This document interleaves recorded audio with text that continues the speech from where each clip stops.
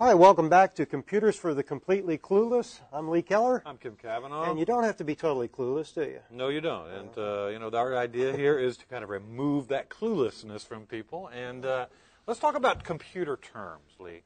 Now, these are, I actually did a little search on the Internet when I was working on our list of terms here. And if you do a Google search for computer terms, you get this great, big, long list of stuff with all this very highly technical thing, list of things that, that you're supposed to know.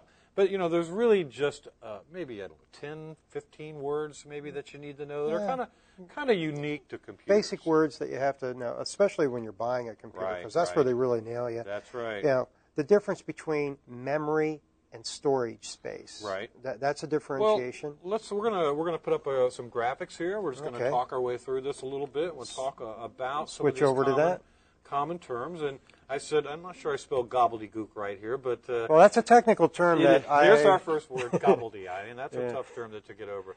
But sometimes that's what it sounds like to you, especially if you're not familiar with it. And again, perfect example. You go to a store, even one of the big box stores, and you ask about a computer, the salesman might start talking about things like, I don't know, all sorts of crazy things. Yeah, the operating system. Operating system, there's our first one. And what's the first thing they'll say? Well, the OS that you're using. Exactly. And away, it's like, what's an OS? Right, an OS means the operating system. And the operating system is simply the software that lets the computer work. I mean, it's at the core of the computer, and there are two that most people should know. Certainly, most people know Windows. We've heard of Bill Gates and his little company called Microsoft. Yeah. It's getting smaller. It's getting a little bit smaller. Bill's retired now. Bill's retired. It was just right. So somebody else's company. But the other operating system that's very common is the Macintosh operating system. OS 10. And they call that OS 10. Yeah. So an operating system is just the software that lets the computer work. It makes it talk to the software products that you're using. Right. Now with Windows, we're seeing a big controversy now between XP and Vista. Right. And most of our users, if they get a new computer, they're probably going to see Vista. Right. So an operating system, there can be different varieties, different flavors of an operating system depending on how old they are. And OS 10, OS 10, what are they on now? Up Jaguar? To Jaguar, I think, OS 10. They're doing a cat series or something. So they're like on the 6th version. So the companies periodically, refresh their software, and Microsoft just did that with Windows. You buy a new computer, you get Windows Vista. Yeah, and that can be a problem because there are 4 different flavors of that. Yeah, well, okay. So let's just talk about basics. Yeah, we're going to have to keep this really low for now. Operating system is basically just the software that you're going to get. If you buy a computer now, it's going to be Windows Vista. It's going to be Macintosh OS 10. And the thing is that, there's a lot of commonalities between computers and those systems. Now, here's the second thing. So you have software that runs the computer, but you also have hardware. That's the actual physical computer itself. And at the heart of the computer, you have this thing that really it's just like a giant calculator. It's an enigma. It's an enigma. It's the processor. It's the brains of the computer, right? Yeah, and the funny thing about this, every time they talk about these millions and billions of processes per second, something a lot of people don't understand is that each of those processes is simply a 1 or a 0.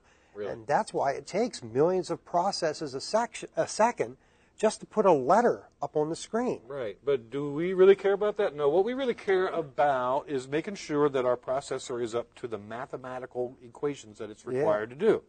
So if you've got like a high-end graphics program where you need to do a lot of math, you need a very powerful processor.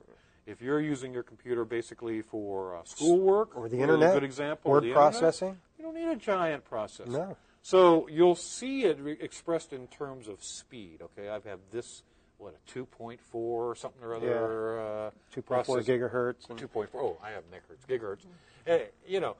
You hear those terms thrown around, and basically the higher the number, the faster the computations that are available.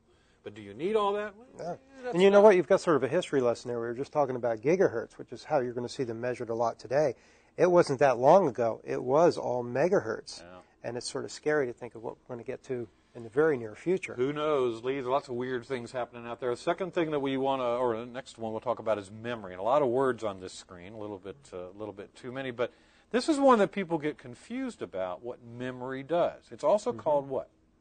RAM. RAM, exactly. Random access memory. And basically, that's the part of the computer that when you're working on something, it actually moves all the computation into this temporary storage location so it can operate faster, right? So it doesn't have to read from the magnetic disk, the hard drive. So a long time ago they decided we'll process some of this stuff over here, like having a mixing bowl as you're preparing your main event. The bigger the bowl, the more you can mix. And this slide's looking antiquated too, because we've got KB there for kilobytes and MB for megabytes, and now we're looking at gigabytes and RAM. Yep, it keeps getting bigger. Right. It's more powerful, and it's going down in price too. Yeah, exactly. And I think the rule has been for quite some time that what you want to do when you're buying or thinking about a new computer, always buy as much memory as you can afford. Yes, memory's good. That's one of the most important. Memory and storage, I think, are more critical sometimes than the processor speed. Well, that takes us to the third part. So we've had processor, we've had memory, and then the third component of a computer is the actual hard drive itself. Now, that's a magnetic disk that sits inside your computer. It's pretty much like a floppy disk that you maybe remember from, but this one's just got a lot more capacity, right?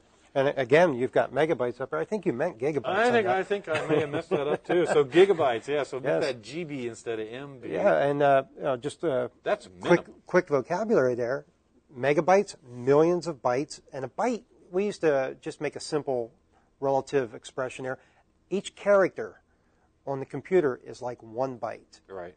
So if you think about a character being a byte, you're talking billions of bytes that can be stored on it. Right. And it's another area that I think you have to go as large as you can afford because virtual memory spins off into that. And that gets a little more complicated than we want to get right now. But I mean, again, if you're shopping, that's what you want to look at. These days, 30 gigabytes is really about the minimum that you're going to see on a computer. Minimum. And you never want to get less than 7,200 RPMs because the speed of that drive is very important. Right. In other words, that thing is spinning like a 7,000. Like an old LP, long playing computer around it.